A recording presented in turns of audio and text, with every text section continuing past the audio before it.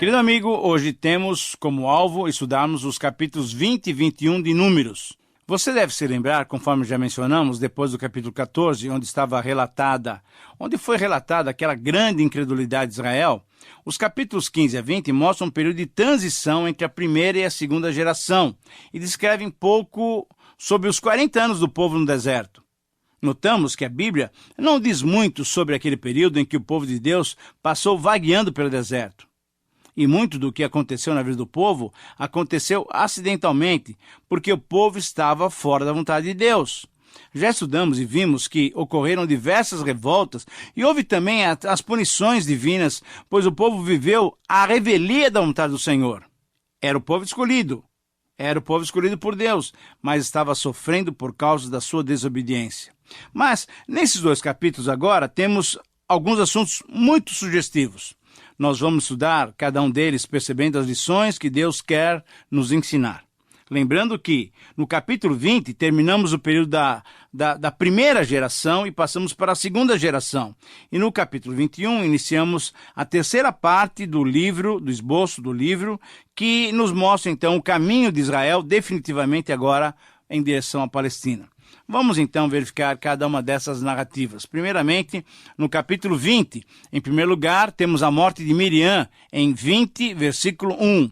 Diz assim esse verso: chegando os filhos de Israel, toda a congregação ao deserto de Zim, no primeiro mês, o povo ficou em Cádiz. Ali morreu Miriam e ali foi sepultada. Vamos fazer algumas observações para entendermos bem esse verso. Esse capítulo, que começa com o relato da morte de Miriam, termina com a morte de Arão, num simbolismo muito interessante, mostrando como foi triste esse período de Israel e esse período que Israel passou no deserto. Segunda observação, embora haja menção do mês, não se relata o ano desse acontecimento. Mas, em terceiro lugar, quando comparamos os versos 22 e 29 com o capítulo 33 e 38, que nós vamos estudar posteriormente, percebemos que esse capítulo se refere ao 40º ano da caminhada de Israel rumo à Palestina. Quarta observação, a grande maioria do povo, que nos capítulos 13 e 14 tinha mais do que 20 anos de idade, quando por incredulidade se rebelaram contra Deus e o testemunho de Josué e Caleb, a grande maioria desse povo, então, certamente já tinha morrido em cumprimento da promessa da punição divina de que eles não iriam ver a terra. Quinta observação, é interessante notarmos que daquela geração de incrédulos, pouco relato temos, senão aqueles que vimos nos últimos programas, que nos apresentaram mais rebeliões, mais ciúmes, invejas. Sexta observação, foi de Cádiz que o povo tinha partido há 38 anos atrás e novamente retornava ali. O povo ali chegava depois de sua grande peregrinação. Voltas e voltas foram dadas e de novo estavam em Cádiz, diante da Palestina, o lugar onde deveriam tomar uma decisão de crer no Senhor e entrar na terra. Em sétimo lugar, nesse local, morreu Miriam, a irmã mais velha de Moisés, uma profetisa, mas que também tinha se rebelado contra a liderança do seu irmão. Talvez tivesse sido uma líder entre as mulheres, mas não sabemos muito sobre ela. Miriam morreu e na sua morte não vemos nenhuma cerimônia fúnebre, não há discurso de apreciação pela sua pessoa, não há o louvor ou elogio quanto à sua pessoa. Morreu, foi ali sepultada e ali ficou no deserto. Querido amigo, quando nos rebelamos contra Deus e a sua vontade, a nossa vida fica sem registro. Assim se deu com o próprio povo, de quem não temos muitos relatos depois da sua crise de incredulidade, e nem de Miriam, que também se rebelou contra a liderança de Moisés. Será que é possível aprendermos que vale mais a pena nos humilharmos e seguirmos as orientações e a vontade de Deus, sabendo que Ele sempre tem o melhor para nós? Esse é o desafio e certamente essa é a vontade do Senhor para cada um de nós. Em segundo lugar, temos Moisés ferindo a rocha em Meribá, capítulo 22 a 13. Esse é um episódio dos mais marcantes na história de Israel.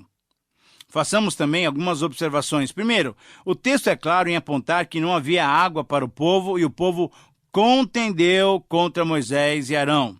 Segundo, devemos lembrar que essa é a segunda geração e parece que já tinham esquecido da punição que tinha ocorrido na rebelião de Corá, Datã e Abirão, quando por volta de 15 mil israelitas morreram num só dia. Terceira observação, a reclamação, a murmuração foi a mesma que tinham feito seus pais há 40 anos atrás, demonstrando que também lhes faltava confiança nas providências divinas.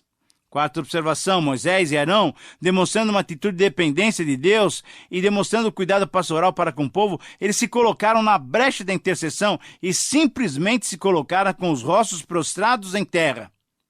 Eles demonstraram um princípio que nós vemos no Novo Testamento de que não precisamos falar.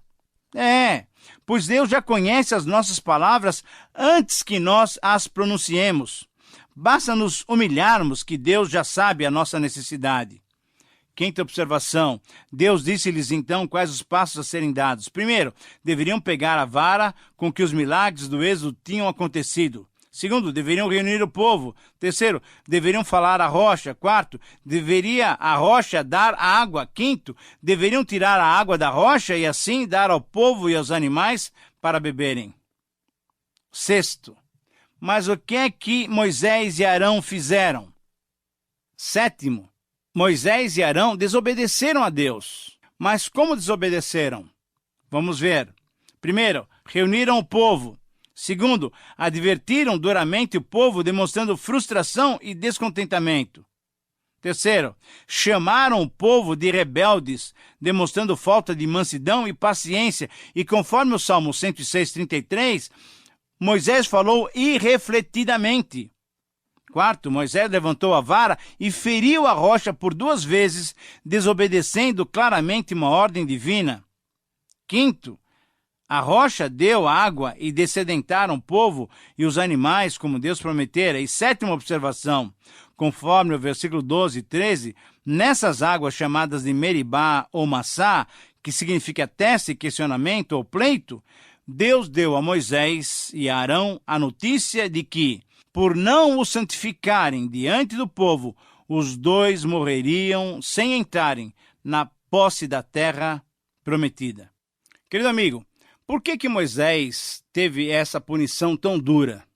Mesmo sem ter desejado essa missão, como vimos, recusando, desde as primeiras palavras do Senhor, chamando-o para esse ministério, mesmo tendo passado 40 anos no deserto, suportando todas as tribulações provocadas por esse povo duro e rebelde, mesmo tendo rebeldias declaradas à sua pessoa, por que Deus o puniu tão severamente?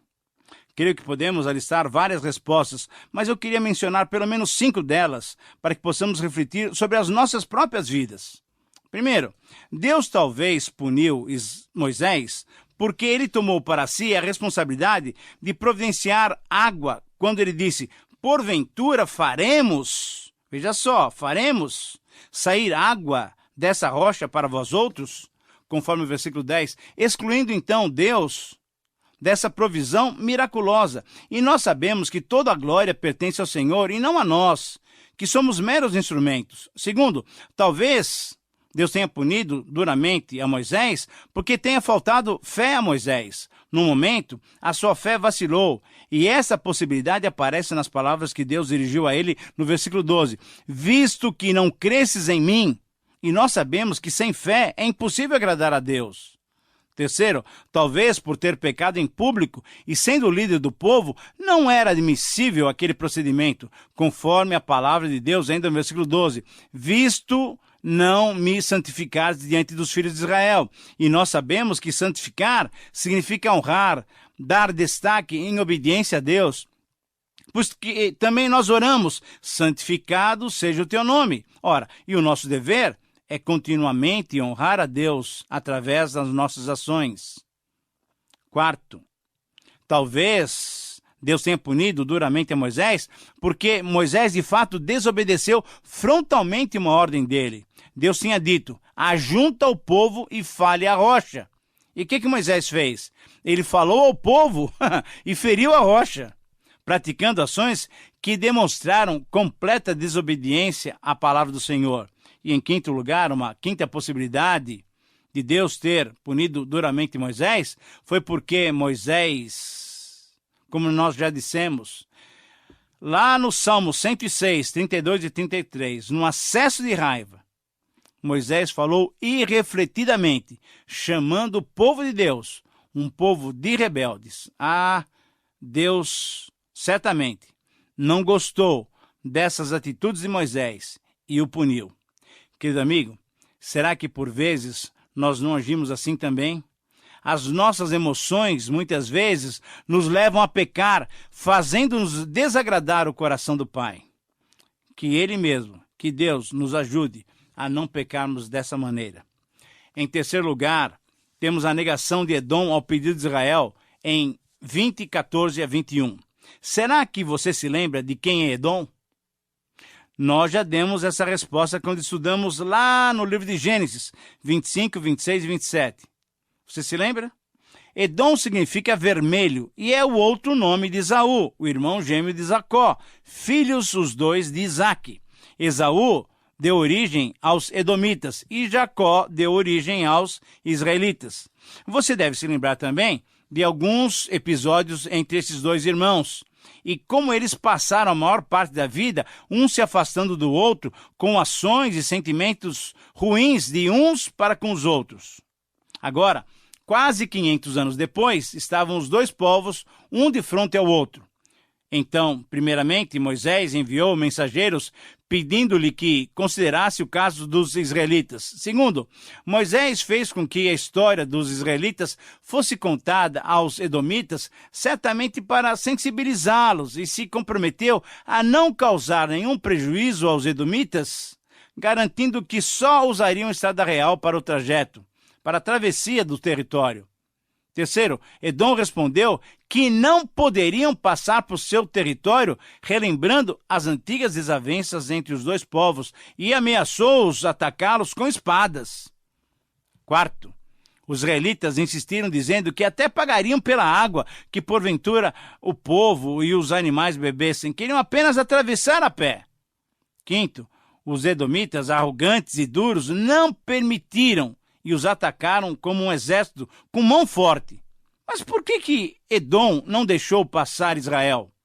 Conforme podemos perceber em 21, 26, que ainda estudaremos nesse programa, Moabe, que era uma nação irmã de Edom, já estava lutando contra os amorreus, que já tinham conquistado a parte norte do seu território. Edom, sabendo que Israel teria que enfrentar os amorreus, provavelmente se prevenindo contra uma guerra de duas nações nos seus territórios, não permitiu então que Israel atravessasse o seu território. Sexto, percebemos que Moisés usou de muita cortesia para conseguir essa permissão de Edom, descrevendo como seria a passagem e garantindo que não lhe causaria mal nenhum. Mas é assim mesmo que o crente deve fazer com os outros.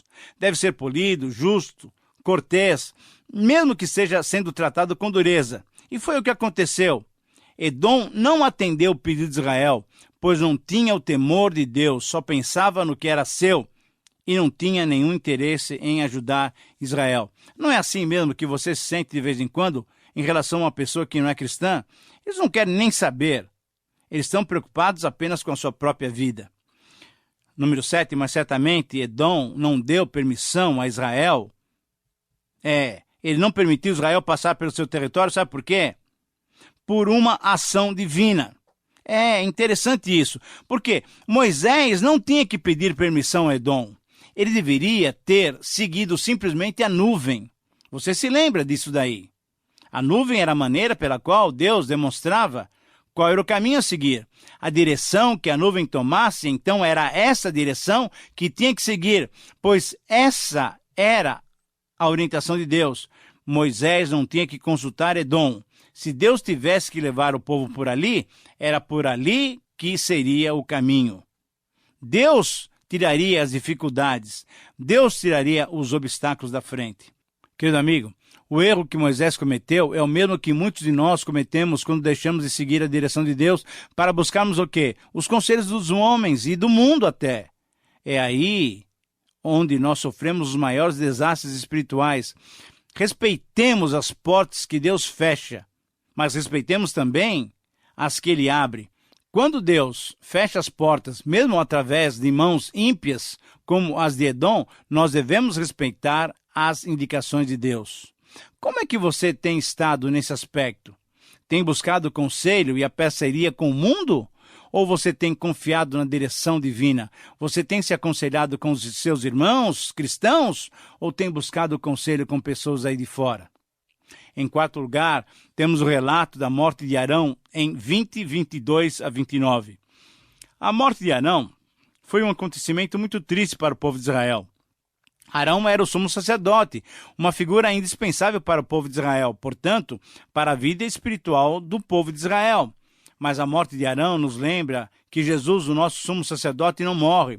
Não teve princípio, não terá fim. E sendo ele Deus, não morrerá nunca, nunca, pois ele é eterno. Eleazar, filho de Arão, o substituiu, mas Cristo não precisa de substituto, pois ele é sacerdote para sempre. E como nosso sumo sacerdote, ele pode se compadecer de nós. Você tem se apropriado da sua bondade? Você tem recorrido a Jesus como seu sumo sacerdote? Eu quero lhe simular. Lembre-se de Hebreus 4, 14 a 16. Em quinto lugar, temos o relato das vitórias de Israel sobre Arade e o relato sobre a serpente de bronze em 21, 1 a 9. Assim, então, começamos o capítulo 21. Algumas observações. Primeiro, querido amigo, temos aqui a primeira batalha da segunda geração de Israel. Segundo, quem entrou em luta aqui foi a geração dos filhos dos incrédulos, que tinham sido derrotados pelos amalequitas e cananeus, conforme nós vimos lá no capítulo 14. Pois eles lutaram sem a presença do Senhor, sem a presença da arca, que simbolizava a presença do Senhor. Terceiro, nesse episódio, Israel fez voto ao Senhor, prometendo obedecer a sua ordem de eliminar por completo aqueles gentios. Quarto, diante disso, então, Deus lhes entregou os cananeus. Israel derrotou-os completamente. Uma quinta observação, mas infelizmente o espírito de murmuração parece que não tinha sido eliminado do meio do povo. Parece-nos que o gene da reclamação tinha passado para essa nova geração. E conforme o versículo 5, eles reclamaram, depois dessa vitória, reclamaram de tudo, inclusive do maná, chamando-o até, veja só, de pão vil ou de pão miserável. Sexta observação. Deus os disciplinou enviando serpentes venenosas. Serpentes que ficaram no meio do povo, serpentes venenosas que morderam o povo, e muitos morreram ali. Percebendo então que eles tinham errado, recorreram a Moisés, e Moisés novamente pediu misericórdia de Deus. E, em sétimo lugar, a resposta de Deus foi especial. Mandou Moisés construir uma serpente de bronze e pendurá-la numa haste. Se alguém fosse mordido e olhasse para essa serpente, seria salvo. Mas esse era um teste de fé. Teriam que crer num símbolo de quem era a causa da morte. Teriam que olhar para a serpente de bronze e crer que o olhar para essa serpente poderia curá-los, poderia evitar a morte. Ao enfrentar a morte, pela fé, eles encontrariam vida. Querido amigo, essa serpente de bronze, conforme as palavras do próprio Senhor Jesus em João 3, 14 e 15, era um símbolo dele mesmo, sendo levantado na cruz para a salvação daquele que nele cresce. Você tem tido um espírito de murmuração, de reclamação? Ou você tem fixado o seu olhar em Jesus, o autor e consumador da nossa fé? Em sexto lugar, temos em 21, 10 a 20, a viagem de Israel agora para Moabe. Esse relato é muito significativo. Por quê? Primeiro, foram várias as etapas dessa jornada de Israel agora no 40º ano da sua peregrinação. Segundo, Israel estava rumando objetivamente para Canaã. Eles estavam rodeando o território de Edom. Por quê? Porque Edom não tinha permitido que eles passassem por seu território. Terceiro, Deus mesmo tinha lhes dito para não entrar em conflito com os edomitas, conforme veremos em Deuteronômio capítulo 2, 1 a 8. Quarta observação. Em relação ao livro das guerras do Senhor, que aparece no versículo 14, provavelmente era uma coletânea de cânticos de guerra que foi perdida e não foi preservado com os livros canônicos. Quinta observação, quanto ao cântico dos versos 17 e 18, era um hino de louvor, mas também de esperança. Esperança de que entrariam na terra prometida. Sexta observação, era um local onde não tinha água, pois essa era uma realidade do deserto, e Moisés ajuntou o povo sob a ordem do Senhor para cantar. Sétima observação, deve ter sido um acontecimento glorioso, grandioso, por ver os poços jorrando água para aquela grande multidão. Querido amigo, o desafio que esse texto nos dá é de confiarmos completamente no Senhor, confiarmos na sua direção. Mesmo que passemos por diversos lugares, ao obedecermos a Deus, podemos saber que Ele está sempre provendo o melhor para as nossas vidas. Você pode viver até como um itinerante, mas saiba que em cada local que Deus te colocar, cada local que Deus te levar, será sempre melhor para a sua vida. Em sétimo e último lugar, nós temos os relatos da vitória de Israel sobre Seom e Og, em 21 a 35. Façamos também algumas observações. Primeiro, Israel teve o mesmo procedimento que teve com Edom e pediu autorização para atravessar as terras dos amorreus, garantindo-lhes que só usariam a estrada real. Segunda observação, tiveram uma resposta negativa. E aí, nem tiveram diálogo. Todo o exército amorreu atacou Israel. Terceiro, Israel revidou e destruiu o exército amorreu, invadindo e tomando as suas cidades. Quarto, o cântico dos versos 27 a 30 expressava um louvor pela vitória dos amorreus contra os moabitas. Mas conforme o versículo 26, essa derrota diante de Israel, os israelitas pegaram e adaptaram esse cântico e cantaram contra os próprios amorreus. Quinta observação, a partir do 33 até o versículo 35, temos o relato de uma luta e da vitória contra Og, o rei de Bazã, que partiu para um ataque contra Israel. Sexta observação, mas o Senhor disse a Moisés que não temesse aquele povo. Por quê? Porque ele mesmo, Deus, tinha entregue esse reino a Israel. Sétima observação, essas vitórias de Israel eram uma garantia de que a promessa divina em relação à Palestina seria cumprida. Querido amigo, estamos então concluindo esse programa, mas lembrando que Deus é fiel em suas promessas. Você tem crido na palavra de Deus? Chegamos ao final desse tempo de estudos. E a minha oração é que Deus lhe capacite a confiar nele, a crer nas suas promessas. Desejo a você as mais preciosas bênçãos do Senhor. Um grande abraço.